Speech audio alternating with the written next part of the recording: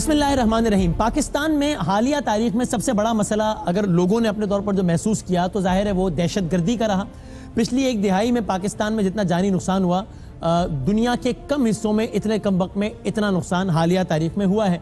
और टेररिज्म की जब पाकिस्तान में बात की जाए तो जाहिर है इस हवाले से सबसे ज़्यादा मुतल्लिका तंजीम जिसने सरेआम इन तमाम तर वाक़यात की रिस्पॉन्सिबिलिटी कबूल की वो तहरीक तालिबान पाकिस्तान।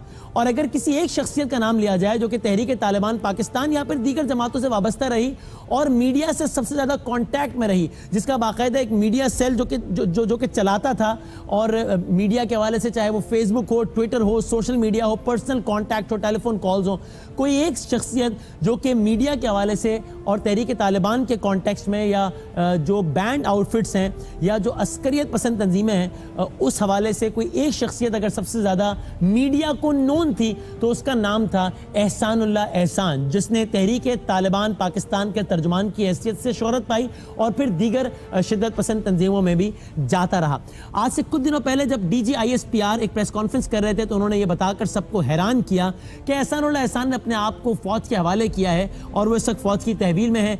आज एहसानुल्लाह एहसान का एक नया चेहरा देखा, एक नया रूप देखा पाकिस्तान के अवाम ने। वो एहसानुल्लाह एहसान जिसका आज से पहले कोई बयान जारी होने का मतलब सिर्फ और सिर्फ एक होता था कि फला दहशतगर्दी का वाकया हमने किया है, जो इतने लोग मारे हैं ये हमने किए हैं, ये हमने मारे हैं, या कोई धमकी होती थी। आज एहसानुल्लाह एहसान एक दूसरे रूप में नजर आए और कुछ अपने 6 मिनट तवील वीडियो क्लिप में का कुछ चुनिंदा हिस्सा हम आपको दिखाते हैं। ये कहते नजर आए एहसानुल्लाह एहसान। मेरा नाम लियाकत अली और एहसानुल्लाह एहसान है और मेरा ताल्लुक़ मोहम्मद एजेंसी से है। इन 9 सालों में मैंने TTP के अंदर बहुत से चीज़ों को देखा। उन्होंने इस्लाम के नाम पर लोगों को गुमराह करके अपने साथ भर्ती किया, ख़ुसूसन नौजवान तबका जो नारा लगाते थे ये लोग उन पर ख़ुद भी पूरा नहीं उतरते थे।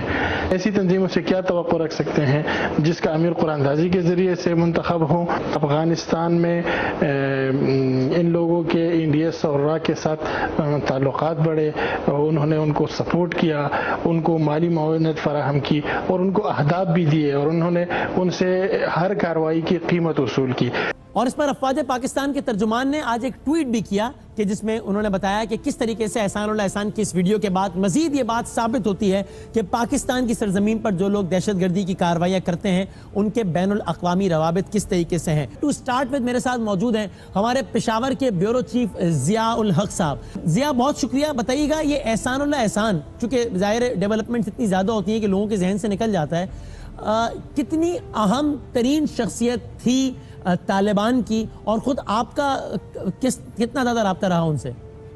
जी, हालिया दिनों में एहसानुल्लाह एहसान की अहमियत इसलिए भी बढ़ गई थी कि चूँकि जैसे ऑपरेशन ज़र्ब-ए-अज़्ब के बाद जिस तरीके से तालिबान ग्रुप अफगानिस्तान भाग गए थे और वहाँ पर बैठ के इन्होंने अपने जितने भी ग्रुप थे उन सबको मुत्तहिद किया और एहसानुल्लाह एहसान जिसमें जमातुल एहरार, तहरीक तालिबान पाकिस्तान, कलअदम तहरीक तालिबान पाकिस्तान और दीगर जो कलअदम तंजीमें थी उन सब ने अपना एक इत्तेहाद बना लिया था। और उस इत्तेहाद के लिए भी एहसानुल्लाह एहसान का ये क्लेम था कि वो उनके तर्जुमान होंगे। तो इसलिए ये एक तो खतरनाक, ये उनके तर्जुमान की हैसियत से एक खतरनाक शख्सियत गर्दाने जा रहे थे मीडिया के हवाले से भी। और हमारे बताते खुद मुझे इसका एक्सपीरियंस रहा है जिसका IFJ ने भी इसकी कंडेमनेशन की थी कि ये बाकायदा अपनी खबरों के हवाले से, चूँकि नेशनल एक्शन प्लान जो पब्लिक असूल पर हमला हुआ था उसके बाद नेशनल एक्शन प्लान के तहत इनकी खबरों पर पाबंदी लग गई थी। उससे पहले खबरें इनकी चलती थी, लेकिन जब पाबंदी लगी तो फिर इन्होंने फर्दन मीडिया हाउसेस को थ्रेट करना भी शुरू किया, जिस पर आप देखें हमारे इस्लामाबाद के एयरवाई के ऑफिस पर भी हमला हुआ। इसके अलावा पेशावर में पाकिस्तान में जितनी भी मीडिया है उन्होंने अपनी सिक्योरिटी को भी बढ़ाया। यानी ज़िया, ये बताइएगा कि जाहिर है मीडिया को तालिबान ने एक अहम टूल के तौर पर इस्तेमाल किया। अगर ये कहा जाए कि मीडिया के हवाले से तालिबान को सबसे ज़्यादा मुनज़्ज़म करने वाली शख्सियत अगर कुछ का ही नाम लिया जाए, 2-4 का, तो उसमें से एक नाम एहसानुल्लाह एहसान है, तो कहना ठीक होगा? जी बिल्कुल, चूंकि इससे कबल जब बैतुल्लाह महसूद थे तो उस वक्त शाहिदुल्लाह शाहिद का नाम हुआ करता था। वही तमाम मीडिया को खबरें भी रिलीज करते थे और जो तालिबान की जितनी भी कवरेज होती थी उसके हवाले से आगाह करते थे। एहसानुल्लाह एहसान का नाम बतौर कोड वर्ड भी इस्तेमाल होता था, वो इसके बारे में बताएं कुछ। जी, जिस तरीके से यहाँ पर मुख्तलिफ तालिबान के नाम आते हैं, जिनमें शाहिदुल्लाह शाहिद भी एक कोड वर्ड था, असल नाम कुछ होता था। इसी तरीके से एहसानुल्लाह एहसान का नाम भी इससे कबल सजाद मोमन था, और अब जब ये कलदम तंजीमों की तर्जुमानी उन्होंने शुरू की तो फिर ये एहसानुल्लाह एहसान के नाम से मशहूर हुए थे। थैंक यू वेरी मच, बहुत शुक्रिया ज़िया-उल-हक साहब। जी शाहिद लतीफ़ साहब बताइएगा, ये कितनी इंपॉर्टेंट और सिग्निफिकेंट डेवलपमेंट है, एक शख्स जिसको पाकिस्तान की आवाम ने एक बिल्कुल मुख्तलिफ रूप में देखा, जिसका बैकग्राउंड कितना स्ट्रॉन्ग है। अभी ज़िया ने बताया, वो आके बता रहा है कि हम ऐसे ऑपरेट करते थे, ये करते थे, यूँ करते थे। मैं समझता हूँ कि ये एक बहुत ही अहम पेशरफ्त है। ये वो शख्स है जो कि अरसा दराज से तालिबान के साथ मुंसलिक रहा, और उनके अंदर की जितनी कार्रवाइयाँ हैं और जो भी उनका तरीक़ाकार रहा दहशतगर्दी के मामले में, वो उनको बड़ी अच्छी तरह जानता है। फिर उनका वो स्पोक्समैन रहा, तर्जमान रहा, और यूं इस तरीके से भी जो भी इंफॉर्मेशन हम तक आती थी वो सारी की सारी इसी के जरिए आती थी। इस लिहाज से मैं समझता हूँ कि एक बहुत ही अहम शख्स है और इसको हमें अपने मफाद के लिए इस्तेमाल करना चाहिए। फिर इसने तालिबान के बारे में जो बातें की और बताया कि अब जो तालिबान है उनकी स्ट्रैटेजी क्या है, जिसके तहत वो सोशल मीडिया का भरपूर इस्तेमाल करते हैं और हमारी जो नौजवान नस्ल है उसको अपनी तरफ माइल करने में कामयाब हो जाते हैं। शायद कुछ सवालों से स्ट्रेंज भी है कि वो एक शख्स आके इतने मासूमाना अंदाज में बता रहा है, बल्कि वो ये भी नहीं कह रहा कि हम लोग ये कहते थे, वो कह रहे हैं कि ये लोग ये करते थे, तालिबान ये लोग ये करते थे, और देखें ना ये बात तो इस्लाम के कितने खिलाफ है, और देखें ना ये बात तो कितनी बुरी है, और देखें उस तंजीम का क्या हाल होगा जिसका जो अमीर है वो कुरान अंदाजी के जरिए जिसका इंतखाब होता है। It is sounding very strange as well कि भाई मतलब क्या ये आप फिर इतने नन्हे थे, आपको पता ही नहीं था सब कुछ हो रहा था। इसकी कुछ इंटरप्रिटेशन कीजिए, इसकी टोन के बारे में। देखिए, ये होता है, ये कुदरती बात है कि जब इंसान किसी के इन्फ्लुएंस में होता है तो वो हर उस चीज़ को जायज़ समझता है जो कि उनके साथ शामिल होकर वो करता है। जब ये इंसान की ज़िंदगी में एक ऐसा मौका आता है जिसके तहत वो ये तहैया कर ले कि शायद वो इस ट्रैक में चलते हुए भटक गया था, तो मैं समझता हूँ कि उसको न सिर्फ ये कि हमें मानना चाहिए कि हाँ उसने ऐसा ज़रूर सोच के तहत किया है, बल्कि उसको हमें आइंदा चलते हुए उसकी तरफ नजर भी रखनी चाहिए। एहसानुल्लाह एहसान एंड लाइक्स ऑफ एहसानुल्लाह एहसान को मेन स्ट्रीम में लाने के लिए एफर्ट करनी चाहिए या बंदे मारे इसलिए फांसी लगानी चाहिए? देखें, ये एक ऐसा मामला है जिसके ऊपर बहस की जा सकती है। देखिए, एक शख्स वो होता है जिसको आपने पकड़ा, मसलन कलभूषण जो है उसको तो आपने पकड़ा ना, वो खुद तो नहीं आया, और जो शख्स ये इस तरह की जिंदगी गुजारी जिसने, और वो आज इस चीज के रियलाइज होने पे आपके सामने आ गया, मैं समझता हूँ कि इसके ऊपर बहस कर लेनी चाहिए। और मेरा जाती ख्याल ये है कि एक जो चीज जिसको माफी कहते हैं, शायद हमारे वसीतर मफाद में ये हो कि इसको और इसके जेरे असर और भी बहुत लोग होंगे, अगर हम उन सबको वापस लाने में कामयाब हो जाएं तो मैं समझता हूं कि एक बहुत बड़ी कामयाबी। Thank you very much Shahid Latif sahab इस पर अपना आर्गुमेंट दे रहे थे। एक हम ब्रेक लेंगे और ब्रेक के बाद जब वापस आएंगे तो एक बड़ी हम इंटरेस्टिंग डिस्कशन करेंगे दो अपोजिशन पार्टीज के बड़े रेलेवेंट लीडर्स से। एक ऐसे मौके पर जब पनामा के फैसले के जो कानूनी असरात थे और होंगे वो तो होंगे ही, लेकिन जाहिर है पनामा ने मुल्क का जो सियासी दर्जा हरारत है पिछले इतने अरसे से बढ़ा के रखा हुआ था। पाकिस्तान की पूरी सियासत में अगर आपसे कहा जाए कि एक लफ्ज़ का इंतखाब कीजिए जो सबसे ज़्यादा गालिब रहा, तो जाहिर है वो एक लफ्ज़ पनामा था। पनामा का फैसला आने के बाद एज पर एक्सपेक्टेड सियासी दर्जा हरारत बढ़ गया। एज पर एक्सपेक्टेड पाकिस्तान मुस्लिम लीग नून के जो मुखालिफिन हैं उन्होंने नवाज शरीफ साहब पर मजीद दबाव बढ़ाने की कोशिश की, लेकिन ऐसे में एक नया मंजरनामा भी उभर कर आया जो कि कुछ लोगों के लिए एज पर एक्सपेक्टेड होगा, कईयों के लिए एज पर एक्सपेक्टेड नहीं होगा। अगर नवाज शरीफ साहब पर एक सियासी दबाव बढ़ाना है तो उसके लिए जाहिर है अपोजिशन का एक होना कम से कम इस एक इशू पर वो जरूरी है। लेकिन हमने देखा कि पनामा के फैसले के बाद भी जो भी स्ट्रीट एजिटेशन हुई उसमें खुले या ढके छुपे अल्फाज में नहीं, अपोजिशन की दोनों बड़ी जमातों के दूसरे दर्जे की लीडरशिप ने नहीं, टॉप के लीडरान ने एक दूसरे को बुरा भला कहा और क्या कुछ नहीं कहा। जरा आप देखिए कि दादू में इमरान खान साहब और मर्दान और फिर मालाकंड में आसिफ अली जरदारी साहब, ये दोनों एक दूसरे को पनामा के फैसले के बाद, जबकि दोनों का मुतालबा है कि नवाज शरीफ साहब को घर जाना चाहिए, ये किन अल्फाज में क्या क्या कह के मुखातिब करते रहे। 1 लाख एकड़ जमीन यहाँ उसने किसी ना किसी तरह कब्जा करके उसका मालिक, पता नहीं कोई 15 शुगर मिल्स का मालिक। ये इक़्तिदार से पहले क्या था और आज जो उसकी अरबों डॉलर की प्रॉपर्टी बाहर पड़ी हुई है, ये सारा पाकिस्तान का पैसा चोरी किया हुआ है।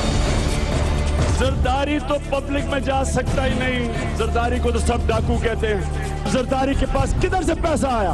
लोगों को डरा के, धमका के, गुंडों के जरिए लोगों को कत्ल करवा के इसने शुगर मिलें ली हुई हैं। आज से अब आसिफ जरदारी मैं आपके पीछे आ रहा हूं। आसिफ जरदारी, आपने वो कारनामा अंजाम दिया है जो कोई मिलिट्री डिक्टेटर नहीं कर सका। पाकिस्तान की सबसे बड़ी जमात जो नीचे तक थी, जो चारों सूबों में थी, आपने उसको बड़ी कामयाबी से एक छोटी सी जमात बना दिया। एक कप्तान निकला है, वो समझता है कि वो पख्तून है, इसलिए कि सिर्फ वो अपने नाम के पीछे खान लिखता है, ना पश्तो जानता है, ना उसका यहाँ कोई एड्रेस है, और वो अपने आप को कहता है कि मैं खान हूं, इसलिए मैं पठान हूं। पठान बनने के लिए पहले तो पख्तून जबान चाहिए, फिर उसका शिजरा चाहिए। इसका शिजरा मुझे बताओ, आपको किसी का पता है कि इसका शिजरा किसी पख्तूनों के साथ मिलता है? हाँ, टाइगर न्याजी के साथ इसका जरूर शिजरा मिलता है। नहीं तो एक कह रहे हैं भाई तुम सबसे बड़े डाकू हो, मैं अब तुम्हारे पीछे आ गया हूं। एक कह रहा है तुम तो खान ही नहीं हो। ये क्या मंजरनामा है? हमारे साथ इस वक्त मौजूद हैं, चूंकि जाहिर है पंजाब ही सारा बैटल फील्ड है, इस वक्त पंजाब में ही सारी गेम है। अगला इलेक्शन हो या पाकिस्तान का कोई भी इलेक्शन हो, जो पंजाब में जीतता है वही पाकिस्तान में जीतता है। तो दो बड़ी मुताल्लिका शख्सियात हमारे साथ मौजूद हैं। एक महमूद रशीद साहब हैं जो पाकिस्तान तहरीक इंसाफ के पंजाब असम्बली में अपोजिशन लीडर हैं, और दूसरे शौकत बसरा साहब हैं। जब बिलावल भुट्टो जरदारी साहब ने आज से कुछ अरसे पहले पहली प्रेस कॉन्फ्रेंस इस तरह की जिसमें उन्होंने कहा कि अब मुफाहमत की सियासत खत्म, तो ये बिलावल साहब के बिल्कुल पहलू में बैठे थे शौकत बसरा साहब, और जाहिर स्ट्रीट एजुटेशन में ये बड़ा लीड करते हैं पाकिस्तान पीपल्स पार्टी के प्रोटेस्ट को। मैं इन दो जमातों से बात करता हूं कि ये दोनों का आपस में क्या मामला चल रहा है, और क्या इन दोनों का आपस में मामला चलाना खुद नवाज शरीफ साहब को मजबूत नहीं करेगा। दोनों का बहुत बहुत शुक्रिया। मैं आपकी इजाजत से जरा शौकत बसरा साहब से आगाज करना चाहता हूं। बसरा साहब, तनकीद तो फिर तनकीद है। हम हैरान हो गए जब मालाकंड के जलसे में तो जरदारी साहब ने एक नारा नहीं लगाया, 2 नारे लगाए। उन्होंने गो नवाज गो नहीं कहा, बल्कि ज्यादा सख्त नारा खान साहब के लिए लगाया। उन्होंने कहा गो जाली खान गो। अब नवाज शरीफ साहब से इस्तीफे का तो मुतालबा समझ में आता है, ये इमरान खान साहब कहां जाएं और क्यों जाएं?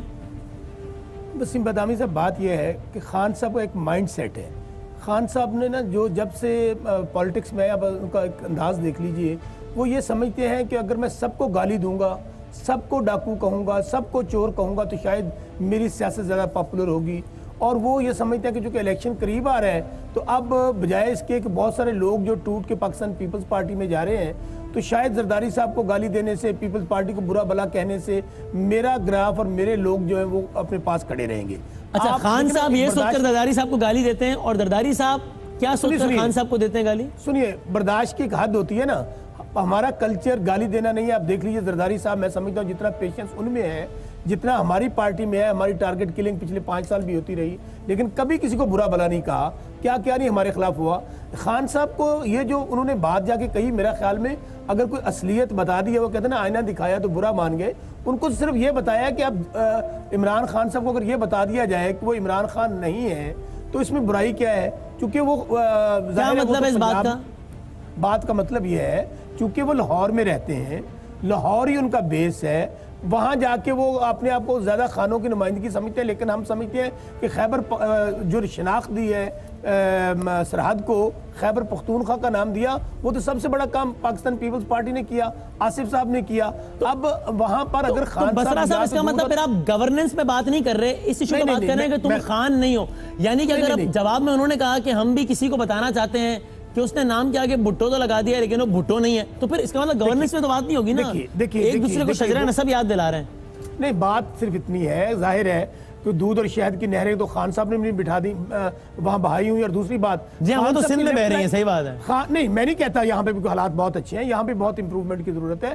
खान साहब के लेफ्ट राइट कौन है मुझे बताइए ना। कोई लॉन्ड्री सिस्टम लगा हुआ है खान साहब के वहाँ पर बनी गाला में, कि जो वहां पे जाता है, जो निकल जाता है, वो तो पाक पवित्र और दूध का धुला हो जाता है। जो हमारे साथ आता है उसको खान साहब गाली देना अपना बेहतरीन अपना मशगला समझते हैं। मुझे ये बता दीजिए कि मैं इसमें जवाब लेता हूं महमूद रशीद साहब से, लेकिन बसरा साहब से एक बात और भी पता चलती है, तमाम खान साहब जब आप पर तनकीद करते हैं तो उनके पास कम से कम कहने को कुछ होता है कि देखो सिंध में सड़क नहीं है, सिंध में करप्शन है। खान साहब के पास तनकीद करने को कुछ नहीं है सिवाय इसके कि आप कह रहे हो तुम तो खान ही नहीं हो। वसीम भाई, खान साहब मजबूत कर रहे हैं मियां साहब को। इस वक्त पूरा पाकिस्तान ये चाह रहा है कि आपस की लड़ाई हम जो मर्जी लड़ते रहे, जाके इलेक्शन लड़ना है वहां पे जाके देखा जाएगा। लेकिन अच्छा ठीक है, ये आपका पॉइंट आ गया बसरा साहब। मैं जरा यही बात लेके महमूद रशीद साहब, एक तो मैं आपको बताऊं नाज़रीन, महमूद रशीद साहब जब यहाँ आए तो उनके गले में खासी खस्तगी थी और है अभी भी, और वो मेरा ख्याल है पंजाब असम्बली में जो माहौल चल रहा है पिछले 2-3 दिनों से, ये उसी का असर तो नहीं है कि महमूद रशीद साहब, ये जो गो नवाज गो के नारों का असर तो नहीं है कि गला कुछ आपका? आपने ठीक बूझ लिया, ऐसा ही मामला है। ऐसा ही मामला नहीं है, लेकिन देखिए अब हाल आपका अपना ये है कि गो नवाज गो के नारे लगा लगा कर आपको खस्तगी हो रही है गले में। लेकिन शौकत बसरा साहब कहते हैं कि जो खान साहब ने नैरेटिव अपनाया हुआ है कि जिसमें वो आसिफ अली जरदारी साहब को भी पढ़ जाते हैं हर जलसे में जाके, इसकी वजह से दरअसल आप नवाज शरीफ के हाथ मजबूत कर रहे हैं। देखिए, खान साहब का ये नैरेटिव को आज का अपनाया हुआ नहीं है पीटीआई का। सही है। हमारी लड़ाई करप्शन के खिलाफ थी थ्रू आउट। आज से 20 साल पहले जब पार्टी बनी उसमें भी ये था कि हम एक ट्रांसपेरेंट सिस्टम इस मुल्क के अंदर लाना चाहते हैं। अब उसमें अगर जरदारी साहब भी उसी फहरिस्त में आते हैं कि जिसमें नवाज शरीफ आते हैं और वहाँ कहीं अगर खान साहब उनका नाम ले लेते हैं तो उन्हें इतना बुरा नहीं बनाना चाहिए। बुरा नहीं बनाना चाहिए। खान साहब परफॉर्मेंस के एतबार से बात करते हैं। मैं ये समझता हूँ कि 93 से 96 तक पीपल्स पार्टी की हुकूमत रही। 96 में जब हुकूमत गई, 97 में इलेक्शन हुआ, इनका सफाया हो गया, 12 या 14 MNAs पूरे मुल्क के अंदर। और उस वक्त भी लोग करप्शन की दास्तानें जुबां ज़दे आम थी, अल अमान अल हफीज़, इस तरह की बातें वहाँ होती थी।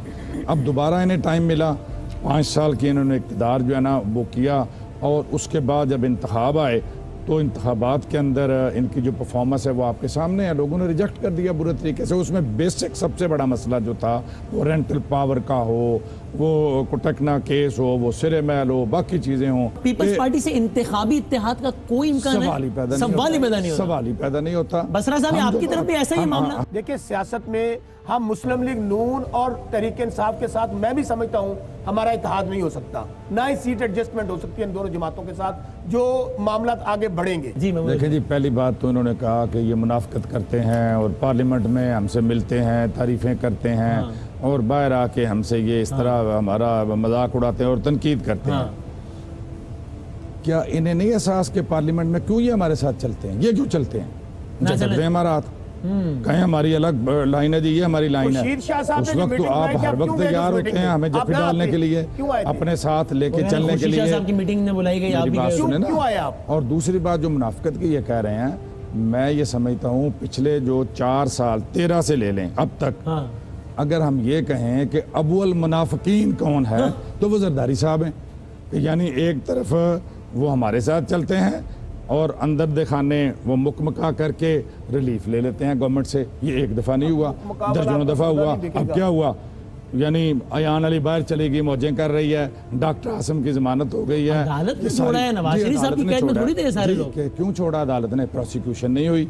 प्रोसिक्यूशन किसने नहीं होने दी वो सबको पता है। ना आप इतने बच्चे हैं ना मैं इतना बच्चा हूं। आसिम साहब को किसने उड़ाया था ये भी सबको पता है ना। जी, सबको पता है। आपने 1 साल तक वो जो 500 अरब रुपए की करप्शन है वो सारा कुछ दिखाया जी, JIT की रिपोर्टें दिखाई, उनके इतराफात बताए, सारे सब कुछ वो सामने आ गया कौम के। उसके बाद जनाब अगर वो प्रोसिक्यूशन नहीं होगी, वो केस नहीं लड़ा जाएगा तो अदालतें क्या करेंगी? अदालतें छोड़ तो आज भी नून और पीपल्स पार्टी एक है। हम ये समझते हैं, हमें शक है कि हम इन पर मुकम्मल तौर पर एतमाद करें और ये अपना टांका फिट कर दें जैसे माजी में ये करते रहे हैं। इससे पहले वो गोनवाज को इसलिए नहीं कह रहे थे कि कहने की कोई ठोस उनको सामने वजह नहीं थी। अब अदालत का फैसला हाथ में। जी वाह जी वाह। यानी असल वजह ये थी कि एक जैसे पहले हवाई फायर था ना, अकाउंटेबिलिटी बिल जो है 5 साल इनकी टेबल पे पड़ा रहा। ये मुकम्मल नहीं था तो और क्या था? इनकी गवर्नमेंट थी सेंटर में, इन्होंने कहा रिकॉर्ड लेजिस्लेशन हमने की है, 18वीं तरमीम हमने की है, नेशनल फाइनेंस का कमीशन हमने किया, ये क्रेडिट लेते रहे। एक बदकिस्मत बिल है वो अकाउंटेबिलिटी बिल था, पास ही नहीं होता कि वो पास नहीं हुआ और दोनों पार्टियों ने नहीं किया। एक करप्शन का केस बता दें कि इन्होंने पकड़ा हो या नवाज शरीफ ने पकड़ा हो, ट्रायल किया हो और उल्टा लटकाया हो, किसी एक बंदे को बता दें। चलो जी, बस कंक्लूडिंग रिमार्क्स बसरा साहब भाई, वो कहते हैं आप दोनों के मफादात का टकराव है, तो कैसे एक दूसरे के खिलाफ जा सकते हैं? किसी का पैनामा है तो किसी का महल है, किसी का जद्दा है तो किसी का लंदन है, किसी का स्विस है। एक मुहावरा है कि एक ही मंजिल के दो लोग भी एक दूसरे से मुखलिस नहीं हो सकते। सियासत में जाहिर है मंजिल हमारी भी इक़्तिदार है, नहीं जाहिर है पॉलिटिक्स के अंदर हर आदमी सियासत इसलिए करता है और इंशाल्लाह आप देखेंगे तीन कि next time government Peoples Party बनाएगी। लेकिन एक बात इनको हम पे यकीन इसलिए इस तरह आएगा कि अगर खान साहब की तरह हम यू टर्न लें, खान साहब की तरह मुनाफकत करें, खान साहब की तरह झूठ बोले। पीपल्स पार्टी का नारा एक ही है ना, वो दो तो नहीं है। जरदारी साहब ने दो लगाए, उन्होंने कहा गो नवाज गो, फिर कहा गो जाली खान गो। ये है नारा पीपल्स पार्टी का, या जरदारी साहब ने जोश खिताबत में लगा दिया? बस सुन ले खान साहब को अभी मैसेज दिया है खान साहब, अच्छा वार्न किया है, इतना ही रखें कि दिल संभल जाए, वार्निंग है, चाहे कि दम निकल जाए। पीपल्स पार्टी आपको समझा रही है कि बंदे बन जाए। इस तरह की वार्निंग्स उनकी पाँव की ठोकर पे हैं, इस तरह की वार्निंग। बसरा, तुम जानते नहीं हो जिस शख्स का नाम इमरान खान है, इतने प्रेशर के बावजूद अगर वो घोड़ा भी इधर है, मैदान भी इधर है, वो लड़ता है और आज लड़के वो इस मुकाम पर पहुंचा कि पूरी कौम खड़ी है करप्शन के खिलाफ। वो जरदारी करप्ट है तो उसके भी खिलाफ है, नवाज शरीफ करप्ट है तो उसके भी खिलाफ है। और बसरा साहब, आप लोगों जाते जाते देखे ना, असल तो जो पैमाना है वो होता है वोट। जितने जिमनी उठा लें, नून लेती है 70,000, पीटीआई होती है उसके आसपास, कभी 10,000 पीछे, कभी 500 पीछे, कभी 20,000 पीछे, और पीपल्स पार्टी के होते हैं 800 और 1000 वोट या 1200 वोट। खत्म हो गई ना बात। वसीम भाई, घोड़ा भी इधर है, मैदान भी इधर है, हकायक यही जो आप बयान कर रहे हैं। अभी आप देखिएगा पीपल्स पार्टी ने अपनी तंजीम साथ भाई बड़ा गुडविल जेस्चर दे रहे हैं महमूद रशीद साहब, मुझे नहीं पता शरारत कर रहे हैं क्या। वो कह रहे हैं कि वोटर कम है तो हम कुछ भेज दें आपकी तरफ। चले मैं आपको चाहिए तो बता दें, मैं लाइव प्रोग्राम में अभी सुनिए पंजाब में यार पहले डील का तो जवाब दे दें, ऑफर का कोई वोटर चाहिए तो कह रहे हैं भिजवा देता हूँ। वसीम भाई, एमएनए की इनकी ले अपने जिले में ले लें, 3 सीटें हमारी अपने जिले में लेने कह रहे हैं, अपने जिले में। अच्छा, मैं एक और बात कर रहा हूँ वसीम भाई, सुनिए, घोड़ा भी इधर है, मैदान भी इधर है, आप भी इधर है। इंशाल्लाह मामला अब आगे बढ़ेंगे। पीपल्स पार्टी ने अब अपनी तंजीम साजी की है। हाँ, हमें बहुत बहुत भागदौड़ की जरूरत है, लेकिन इंशाल्लाह आने वाले इलेक्शन में आप देखेंगे। आज आप नोट रखिएगा ये प्रोग्राम। हाँ, नोट। पाकिस्तान पीपल्स पार्टी मरकज में अपनी हुकूमत बनाएगी। आज नोट कर ले मेरी बात। अगली हुकूमत पीपल्स पार्टी की है। पीपल्स पार्टी मरकज में वज़ीर आज़म पाकिस्तान पीपल्स पार्टी का होगा और मियां खान साहब अपोजिशन लीडर होंगे। ये बात ज़हन में रखिएगा। अगली बारी फिर जरदारी, इंशाल्लाह अगली बारी फिर उन मजलूमों की, महकूमों की, किसानों की, मजदूरों की, जिनको मियां नवाज शरीफ ने, मैं समझता हूँ, उनका बेड़ा गर्क कर दिया है। वो बेचारे मर रहे हैं और मियां साहब को गालियां दे रहे हैं। इंशाल्लाह पीपल्स पार्टी हुकूमत में होगी अगले करप्शन में अंदर। लेकिन उन्होंने एक फेवर किया, जाने की बारी। लेकिन अपोजिशन लीडर का है आपके पार्टी के होंगे, यानी कि दूसरे नंबर पर आप आएंगे। खान साहब अपोजिशन लीडर होंगे अगले। नवाज शरीफ साहब तीसरे नंबर पे, वो तो फारिग बिल्कुल ही नहीं। मैं आपको कह रहा हूँ खान साहब अपोजिशन लीडर होंगे। ये मेरी बात आप सुन लेंगे। ख्वाब देखने में कोई हर्ज नहीं है, आप ख्वाब ही ना देखे तो क्या करें। चले लेट्स सी। और जरा सुबह का रिजल्ट भी बता दें, लगे हाथों लग रहा है इलेक्शन ट्रांसमिशन चल रही है सिंध में। आपकी हुकूमत पंजाब में और केपी का क्या मूड है बसरा साहब? सिंध में तो सफाया हो गया सब बातों का। महमूद रशीद साहब का जो सूबाई सदर था वो हमें शामिल हो गया, फंक्शनल लीग आ गई, सिटिंग मिनिस्टर आ रहे हैं, यहाँ तो कोई मुकाबला ही नहीं है। अच्छा, पंजाब अब पंजाब में हमें सख्त मेहनत की जरूरत है। मैं आपको बार बार कह रहा हूँ, मैं ग्राउंड रियलिटी का कारकुन हूँ। पंजाब में ट्रायंगल फाइट होगी, तहरीक इंसाफ, पीपल्स पार्टी और नून की। और केपी में भी सुन ले, केपी में भी तहरीक इंसाफ फारग हो जाएगी। केपी में कोलिशन गवर्नमेंट बनेगी, तहरीक इंसाफ की वहाँ भी हुकूमत नहीं होगी। वो लाड़काना बचाओ। बलोचिस्तान का कोई मूड है वो मैं कहता लगा तो बलोचिस्तान में तो हमेशा मिला जुला रुझान होता है भाईजान। बलोचिस्तान में आपने मुलाहिजा फरमाए आम इंतखाबात 2018 के नताइज। और बसरा साहब आखिर में उनके पेशकश का जवाब दे दें, बेशक शुक्रिया के साथ वापस कर दें। वो कह रहे हैं ले लो वोटर मुझसे, चाहिए या शुक्रिया के साथ वापस कर रहे हैं, बता दें। मैं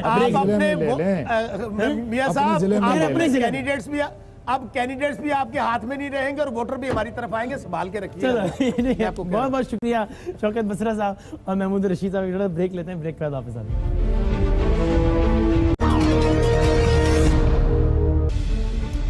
तो अभी ऐसी डॉन लीग्स को लेकर के ये मामला अब क्या है, किस तरफ जाएगा, कौमी सलामती की ब्रीच हुई नहीं हुई, कौन जिम्मेदार है, जिम्मेदार का तयन होगा नहीं होगा, फिर इतनी मज़ेदार बात कि डॉन लीक्स के हवाले से बनने वाली कमेटी की सिफारिशात भी लीक्स हो गई और इसहाक डार साहब ने कहा कि इस पर भी इंक्वायरी होनी चाहिए। यानी कि एक इजलास हुआ, उसकी मुबैना तौर पर गुफ्तगू लीक हुई, फिर उस पर एक कमेटी बनी, फिर उस कमेटी की सिफारिशात लीक हुई और अब वज़ीर ख़जाना कह रहे हैं कि उस डॉन लीक्स की कमेटी की सिफारिशात की लीक्स पर एक और इंक्वायरी होनी चाहिए। ये सारा कुछ क्या हो रहा है भाई? आरिफ हमीद भट्टी साहब हमारे साथ हैं, हमारे लाहौर के ब्यूरो चीफ, और अमजद शुएब साहब हमारे साथ हैं। ऑब्वियसली दोनों का किसी तारुफ के मोहताज नहीं है। अमजद शुएब साहब, सर पहले तो आप ज़रा कुछ अपनी मालूमात भी तो बताइए ना तज्ज़िये से पहले कि क्या डॉन लीक्स के मामले को लेकर कोई बड़ी खबर एक्सपेक्टेड है या बस जिस तरह सुनने में आ रहा है कि बस ये तारिक फातमी साहब वगैरह घर जाएंगे और बस ठीक है मामला आगे चलता रहेगा? बिस्मिल्लाहिर्रहमानिर्रहीम। आपको याद होगा कि इख्तलाफात की बात करते रहे चौधरी निसार। इख्तलाफ बुनियादी तौर पे मेरा ख्याल है यही था, जो मुझे थोड़ी बहुत मालूमात इधर उधर से मिली, वो ये था कि हुकूमत चाहती थी कि इंक्वायरी तो हो गई, लेकिन मेरा अपना अंदाज़ा है कि हुकूमत समझती थी कि जिन दो लोगों पे हम डाल रहे हैं या डाला जा रहा है वो दर हकीकत वो इसके ज़िम्मेदार नहीं हैं और इसका अपना एक मसला बनेगा। चुनाचे उन्होंने कहना शुरू किया है कि जी अब आप मेहरबानी करें, ये जो हमने परवेज़ रशीद साहब को फारिग किया था उसी पे इक्तफा किया जाए। सही है। तो मेरा अपना ख्याल है कि ये इख्तलाफ मौजूद रहा और ये माना नहीं गया। आपके ख्याल, मालूमात और तज्जिये में मामला इससे आगे का तो नहीं है, इन दो अफराद से आगे का? क्योंकि कुछ लोग तो नहीं। अब मैं एक चीज़ आपको बताऊं, मैं ये समझता हूं, देखिए मैं इस वक्त एक रिटायर्ड आदमी हूं, आर्मी को रिप्रेजेंट नहीं करता, लेकिन मैं आर्मी समझता हूं। अगर मैं वहां बैठा होता तो मेरा एक्शन अगला ये था कि जी इंक्वायरी ने तो सिर्फ जिम्मेदार ढूंढे कि ये लोग जिम्मेदार हैं। अब मैंने आगे ये करना है कि इन लोगों ने ये जो हरकत की इसका मकसद क्या था, इनके पीछे कौन था। आफ्टर ऑल अगर एक आदमी एक कदम उठाता है तो उसकी को मंजिल है ना, उसको हासिल करना चाहता है, उसके को मकासद होंगे जिनके लिए वो ऐसा कर रहा है। किसी को क्या जरूरत है, को ख्वाब आया रात को कि मुझे ये करना चाहिए। भट्टी साहब, ये कहीं ना कहीं मामला क्या आपकी इत्तला है, आपका क्या तज्जिया है कि बस ये जो दो अफराद के नाम आ रहे हैं ये घर जाएंगे ज़्यादा से ज़्यादा और फिर मामला ऐसे आगे चलेगा, यही होगा? बिस्मिल्लाहिर्रहमानिर्रहीम। वसीम, गुजारिश है, पाक फौज और अवाम का रिश्ता दिल और धड़कन वाला है। मैं किसी एक अफसर की बात नहीं कर रहा, चाहे वो चीफ ऑफ आर्मी स्टाफ हो, अवाम फौज के पीछे खड़ी है। ये सिक्योरिटी ब्रीच मैंने नहीं कहा था, मीडिया ने नहीं कहा था, वसीम बदामी साहब ने नहीं फरमाया था। एक कोर कमांडर की मीटिंग हुई जिसको चीफ ऑफ आर्मी स्टाफ और मौजूदा चीफ ऑफ आर्मी स्टाफ समेत दीगर अहम शख्सियात के बाद कहा गया अगर ये दो बंदों पर फिक्स करते हैं तो ये मेरी नज़र से मुकमका से भी और बड़ा काम है। और आइंदा या तो फिर उस वक्त जो लोग कह रहे थे ये सिक्योरिटी ब्रीच नहीं है, एक ड्रामा किया गया है, या वो लोग सच्चे थे या कोर कमांडर साहब की ब्रीफिंग सच्ची थी, दोनों में एक सच्चे थे। मेरे जैसे लोग डिफेंड कर रहे थे ये सिक्योरिटी ब्रीच है, इंडिया का नैरेटिव लगाया गया है, ये नहीं ले जाना चाहिए, इन असल जिम्मेदारों को सजा, या मेरे जैसे लोग गलत थे। लेकिन भट्टी साहब, नहीं हो सकता कि आर्मी जब चाहे दावा कर रहे हैं कि सिर्फ ये दो लोग जिम्मेदार नहीं है बल्कि आगे के लोग भी जिम्मेदार हैं। 2000% ये सबको पता है यार, A to Z पता है। मोहतरमा एक है उस दौरान क्या किस किस को, अभी ये जब तक ये टोटल इन्वेस्टिगेशन नहीं आती पता चलता कि उन 4-5 दिनों में किस किस से उसने बात की। ये अगर 4-5 दिनों की सिर्फ इन्होंने टेलीफोन कन्वर्सेशन से रिजल्ट निकाला है तो इतने 6 महीने लमकाने की क्या जरूरत थी। कौम को बेवकूफ ना बनाए, ना आला अस्करी क़यादत बनाए, ना जमहूरी बताए। फौज और ये जो अवाम का दिल और धड़कन का रिश्ता, इसको खत्म करने की साजिश ना करे। अमजद शुएब साहब, आपका क्या ये लगता है कि ऑब्वियसली ये एक नॉन प्रोफेशनलिज्म का मुजाहरा किया गया, अनएथिकल था, बैड प्रैक्टिस थी, बैड प्रेसिडेंट है कि आप एक मीटिंग के अंदर की गई बात को आउट कर रहे हैं या जो बात हुई नहीं वो आउट कर रहे हैं, लेकिन क्या आपको लगता है कि जब एक इतने बड़े प्लेटफॉर्म से इसको बाकायदा कौमी सलामती की ब्रीच करार दे दिया गया तो that was kind of a bit too much, जिसकी वजह से अब एक्सपेक्टेशन भी उस लेवल की है कि भाई या तो कहें कि नहीं था ब्रीच, या अगर था तो ब्रीच करने वाले की सजा ये तो नहीं होती कि बस उसको आप कहें कि यार ऐसा करो, वजारत छोड़ो, घर बैठ जाओ, चलो। दर हकीकत ये जो लफ्ज़ इस्तेमाल हो रहा है ना, कौमी सलामती की ब्रीच, ये बड़ा मैं समझता हूँ इसको माइल्ड करने के लिए इस्तेमाल हो रहा है। एक्चुअली ये कौमी सलामती के खिलाफ एक साजिश थी। आप उससे भी ज़्यादा सख्त लफ्ज़ इस्तेमाल कर रहे हैं। जी, मैं साजिश का लफ्ज़ इस्तेमाल करता हूँ। उसकी बुनियादी वजह यह है कि ये चीज़ इंडिया कहता था, ये चीज़ अमेरिका कहता था, हमारे ऊपर बड़ा दबाव आता था कि जी ये एसेट्स हैं, पाकिस्तान आर्मी इनको पालती है, जबकि पाकिस्तान आर्मी पिछले 2 साल से हुकूमत को कह रही थी कि जी ये जलसे जुलूस निकालते हैं और एक इम्प्रेशन दुनिया में जाता है। हमें पता है कि ये कर नहीं रहे कुछ वहाँ पे इंडिया में या कहीं और, लेकिन एक इम्प्रेशन दुनिया में ये जा रहा है कि जी ये लोग जो हैं ये दूसरे ममालिक में टेररिज्म करवा रहे हैं। तो हुकूमत इनके बारे में कुछ करे। चुनाचे जब हुकूमत ने कुछ नहीं किया तो आर्मी ने 2 प्लान्स इनको बना के दी ISI ने कि इसके तहत इन लोगों को आप हैंडल करें स्टेप बाय स्टेप, और ये आप जाके 6-8 महीने में, साल में अपना मामला पूरा कर लेंगे। उसमें काफ़ी सारे अदारों का रोल था। भट्टी साहब को मुका का अंदेशा है, आपको है? देखिए मैं ये नहीं कह सकता। ये जो 2 हज़रात जिन्होंने अपने नाम जो जिनके ऊपर डाला जा रहा है, मैं समझता हूँ इन लोगों को समझ करनी चाहिए, अकल करनी चाहिए, इनको चैलेंज करना चाहिए। अगर ये ना करें तो ये अपने आप को बहुत बड़े खतरे में डाल रहे हैं। बहुत बड़ा खतरा ये है कि ये दोनों आदमी जिस दिन अपने काम से फारिग हो जाएंगे, ये कॉमन आदमी होंगे और इंटेलिजेंस एजेंसीज उनको उठा के ले जा सकती हैं और पूरी तय तक पहुंचने की कोशिश करेंगी। ये अगर सिलसिला उधर चल निकलता है तो ये बहुत बड़ा मसला इनके लिए बनेगा। दोनों हज़रात मारे जाएंगे। अच्छा वसीम साहब देखे, जनरल शुएब साहब ने साजिश करार दे दिया मुल्क की सलामती के खिलाफ। ये उससे भी बड़ा एलिगेशन आ गया है। और उसमें शुरका कौन थे पहले तो ये देखे। ये बेचारे ग्रेड 21 के राउत सीन बेचारे का क्या कसूर है? उसने क्यों फौज के खिलाफ इस किस्म की गनवानी साजिश करनी थी? उसका क्या बेनिफिट था? क्या माजी में नवाज शरीफ साहब नहीं ये गुफ्तगू करते रहे, ये स्टिकरी लाते हमें सलूट ना करना पड़े? मुशाहिदुल्लाह ने फौज के खिलाफ जहर नहीं उगला, परवेज रशीद साहब ने नहीं उगला, ख्वाजा आसिफ साहब ने नहीं उगला। एक माइंड सेट है, इसका मतलब है ये एक साजिश प्री प्लान की गई है। और ये 2 लोग बेचारे जिनका वास्ता ही कोई नहीं है, जिनको फायदा ही कुछ नहीं है, आर्मी को अंडर प्रेशर लाना हुकूमत की पॉलिसी पहले दिन से बज़ाहिर लग रही है। मेरा ख्याल है अगर ये साजिश है तो इस साजिश के साथ कंप्रोमाइज करने वाले पाकिस्तान की अवाम और फौज को एक दूसरे से अलग करना चाह रहे हैं वो लोग रोएंगे जो इसके हक में। वसीम मैं एक बात करूं, कहां किसने कंप्रोमाइज किस स्टेज पे कर लिया? हाँ मैं ये कह रहा हूं जो मैं बात कर रहा था वो नामुकम्मल रही कि ये 2 लोग अपने आप को खतरे में डाल रहे हैं। इनको चाहिए कि आज अपनी सजा मानने से इनकार कर दें, क्योंकि ये हकीकतन सारी दुनिया की जनरल साहब मैं माजरत चाहता हूं, आरएमआई और एसआई के बंदों की अपनी फाइंडिंग आ जाएगी तो पता चल जाएगा फौज कहां खड़ी है। ये तो हम सिर्फ कमजोर लोगों को निशाना बनाते हैं, हमें बकरा फाइंडिंग पूरी आएगी तो फिर बात बदल सकती है, फिर असल हकायक की तरफ आप जा सकते हैं। आपके 2 अहम इनको पकड़ा जाएगा और ये इनको ले जाना पड़ेगा फिर असल हकायक की तरफ। भट्टी साहब इसको मैं कंक्लूड कर रहा हूं, लेकिन ये बताएं कहीं ऐसा तो नहीं है, बड़ा ये हसास मामला है, लेकिन ऐसा तो नहीं है कि हम सिर्फ इख्तिलाफ राय को एक इंस्टीट्यूट या मुल्क के खिलाफ साजिश या राय से कभी कंफ्यूज कर देते हैं? यानी कि हो सकता है इसमें अर्जिया मैंने नहीं कहा ये सिक्योरिटी ब्रीच है या साजिश है, ये आपके इदारों ने कहा। और कोर कमांडर की मीटिंग के बाद का एकदम किसी जलसे में नहीं कहा कि जोशे खताबत में गलती से कह गए हूँ, एकदम किसी टॉक शो में नहीं कहा कि जोशे खताबत से कह दे हो। जो इलामिया होता है उस पर पूरी डिस्कशन होती है, लीगल लोग बैठते हैं आर्मी के, उसके बाद वो इलामिया जारी करता है। अगर ये गलती की है तो उन्होंने की है, मैंने या आपने नहीं की। मैं भट्टी साहब बस फाइनली ये बताइए, लेकिन अब कुछ हकीकतें भी हैं। अभी हकीकत है कि एक जाहिर है पूरा एक अस्करी सेटअप है, आर्मी चीफ है, ISPR सारा कुछ है, एक सिविलियन सेटअप है जिसकी नुमाइंदगी इस वक्त हुकूमत करती है, वजीर आजम करते हैं। फैक्ट है कि इन्होंने साथ काम भी करना है, मुल्क को लेकर आगे भी चलना है। तो अगर इस मामले में जो भी जिम्मेदार है उसको जिम्मेदार करार देकर आगे ना बढ़ा जाए तो और चारा क्या है, इसलिए कि मुल्क में आगे भी तो चलना है। अगर इस तरह तसादुम ही रहेगा तो फिर कैसे बात आगे बढ़ेगी? अगर जिम्मेदारों को इग्नोर करके साथ चलना है तो फिर मुल्क के खिलाफ साजिश में ये भी शामिल है। अगर जिम्मेदारों को सजा देके साथ चले, एक ही होना चाहिए, लेकिन पाकिस्तान की सलामती और वो सजा क्या होनी चाहिए? पाकिस्तान को तोड़ने के लिए एक नहीं होना चाहिए, पाकिस्तान को तरक्की और खुशहाली के लिए आगे होना चाहिए, पाकिस्तान के दुश्मनों के खिलाफ शीशा पलाई दीवार बनने के लिए एक होना चाहिए। आधा दुश्मनों का साथ दे आधा दे, तो इस तरह इकट्ठे नहीं चाहिए चला जा सकता। अमजद साहब फाइनल कमेंट्स आप दे दीजिए। और मैं यही कह रहा हूँ कि अगेन जब हम ये कह रहे हैं तो इन अ वे हम ये कह रहे हैं कि जो मुंतखब वज़ीर आज़म है, यानी उस पर ये कह रहे हैं कि वो इदारे के, मुल्क के सबसे बड़े इदारे के खिलाफ है। This what we are saying, is that the case? अगर ऐसा है, बहुत बड़ा इल्ज़ाम नहीं है? नहीं, उसका तरीकाकार यही है कि जब आप तहकीकात करते हैं और जब आपके सामने सही इंटेंशंस आ जाएं कि ये क्यों किया गया, मकासद क्या थे, तो उसकी संगीनी फिर उस चीज़ के ऊपर मुनसर है।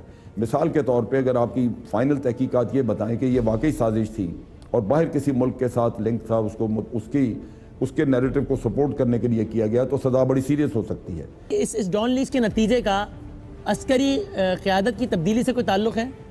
नहीं, कतन नहीं। कतल, ये ठीक। कोर कमांडर्स का फैसला वसीम, है मेरे जो ख्याल है वहाँ पे यकीनन चीफ है, ऑफ आर्मी मेरे स्टाफ को ख्याल में बाइंड करते यकीनन हैं। है, ये यकीनन है, मुश्तरका यकीनन और है। एक मुत्तहिदा फैसला है। इसमें उस वक्त जब रहील शरीफ के वक्त में हुआ तो ये जो मौजूदा चीफ है ये उस वक्त वहीं एज लेफ्टिनेंट जनरल बैठे हुए थे और फैसले में शामिल थे।